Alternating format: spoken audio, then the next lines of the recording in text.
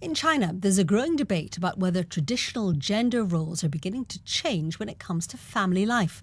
For the past few days, more than 11,000 people have used the hashtag men born in the 90s more willing to raise kids on the Chinese social media site Weibo. For more on this, I spoke to our China media analyst, Kerry Allen. It all started with a video that was put out by Pair Video, who are very popular amongst young people in China. They put out these nice little video packages about things that change in Chinese society.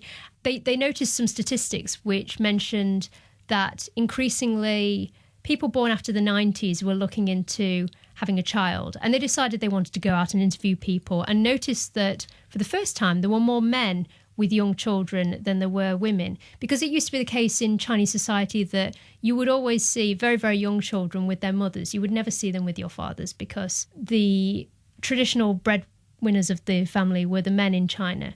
But obviously with changes now, with development in Chinese society, there are increasingly more women entering into long-term employment and they're choosing to have children later. Do you think this is a genuine discussion, or is there any sense of government involvement in it?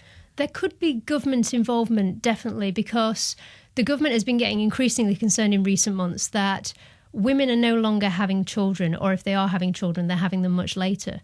So it's trying to offer incentives so that women can feel that they can have it both. They can have a child, but they can also stay in employment. But people have increasingly been saying on social media that they're choosing no longer to get married. They'd rather just focus on work and lifestyle, and they don't want to be tied down to the idea of having a child. So the idea that more men might actually be involved in the parenting rather than women taking on a lot of the domestic responsibilities and having a job could be seen as something that's actually quite appealing to a lot of young Chinese women. So does China's one-child policy play into this as well? Because they are allowed to have more than one child now, aren't they? But I suppose a lot of these 90s men will be the only children in their family.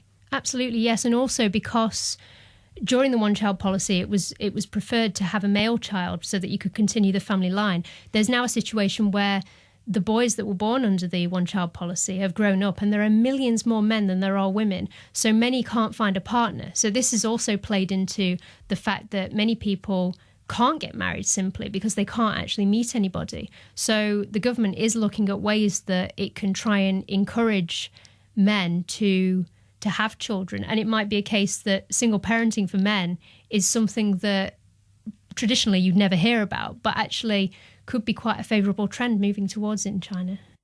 Kerry Allen.